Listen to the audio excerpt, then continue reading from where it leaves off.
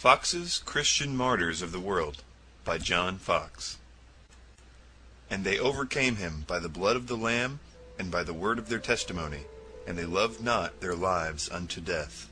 Introduction. John Fox was born in 1516 in Boston, Lincolnshire, England.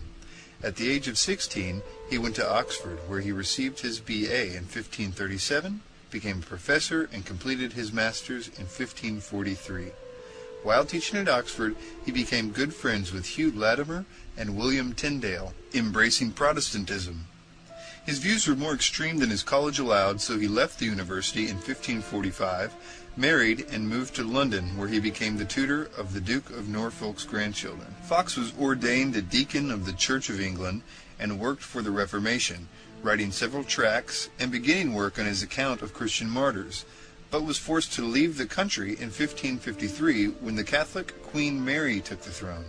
The first part of his book was published in 1554 in Strasbourg, France.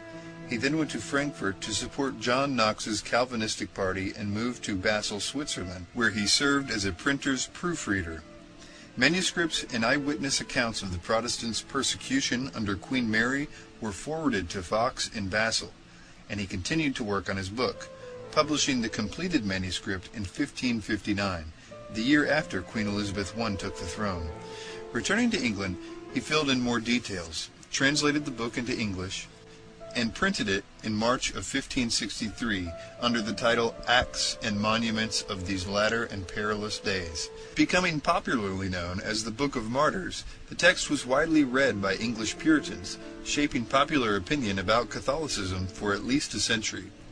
Fox was ordained an Anglican priest in 1560, but refused all church offices because of his Puritan beliefs.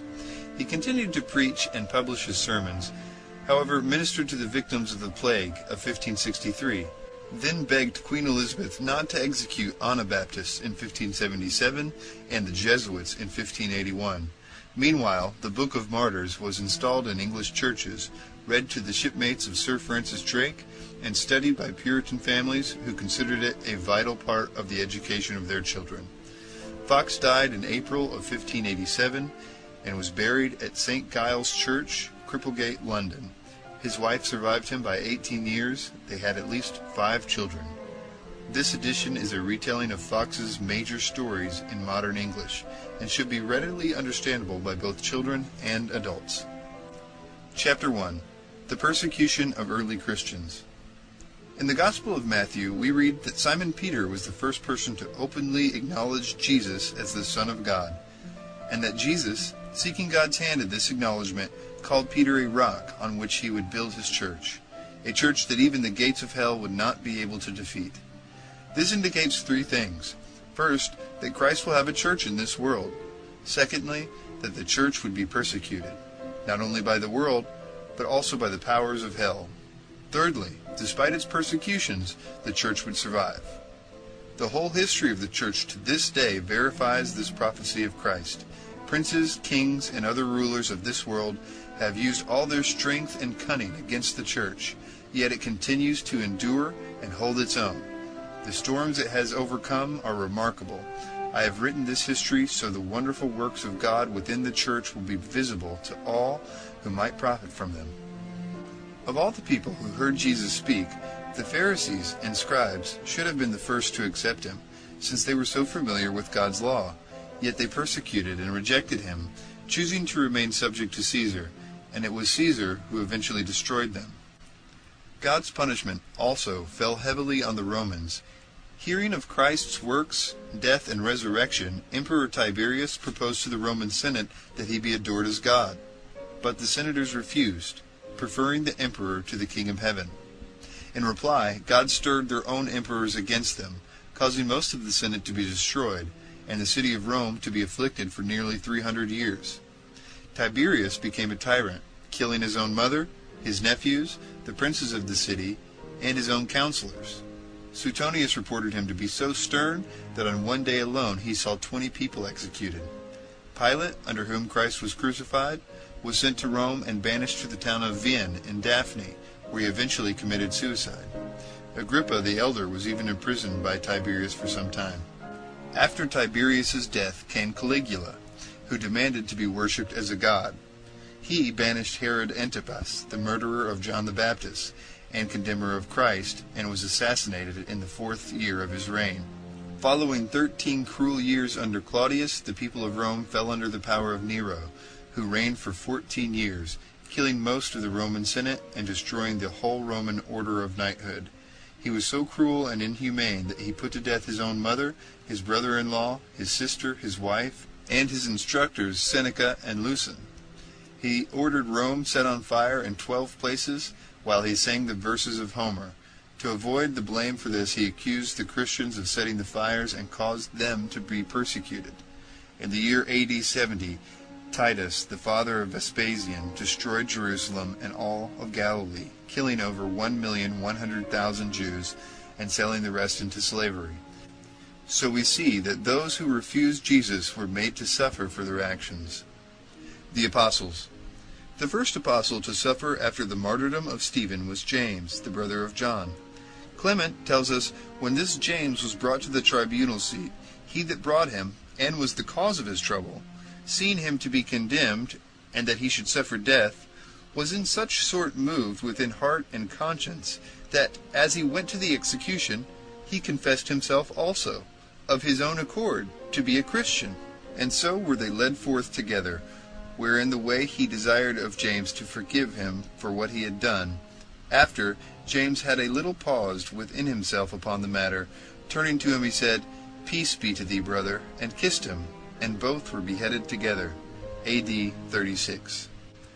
Thomas preached to Parthians, Medes, Persians, Carameans, Hyrcanians, Bactrians, and Magicans. He was killed in Calamina, India. Simon, brother of Jude and James the younger, who were all sons of Mary Cleophas and Alphaeus, was bishop of Jerusalem after James. He was crucified in Egypt during the reign of the Roman Emperor Trajan. Simon the Apostle, called Canaeus, and Zealots, preached in Mauritania, Africa, and Britain.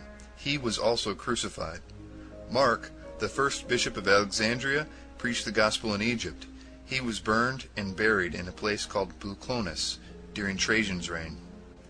Bartholomew is said to have preached in India and translated the Gospel of Matthew into their tongue. He was beaten, crucified, and beheaded in Albanopolis, Armenia. Andrew, Peter's brother, preached to the Scythians, Sogdians, and the Saith in Sebastopolis, Ethiopia, in the year 80. He was crucified by Aegeus, the governor of the Edessians, and buried in Petra, in Achaia. Bernard and Saint Cyprian mention the confession and martyrdom of this blessed apostle. Partly from them and partly from other reliable writers we gather the following material. When Andrew, through his diligent preaching, had brought many to the faith of Christ, Aegeus the governor asked permission of the Roman Senate to force all Christians to sacrifice to the honor of the Roman idols. Andrew thought he should resist Aegeus, and went to him, telling him that a judge of men should first know and worship his judge in heaven. While worshiping the true God, Andrew said, he should banish all false gods and blind idols from his mind.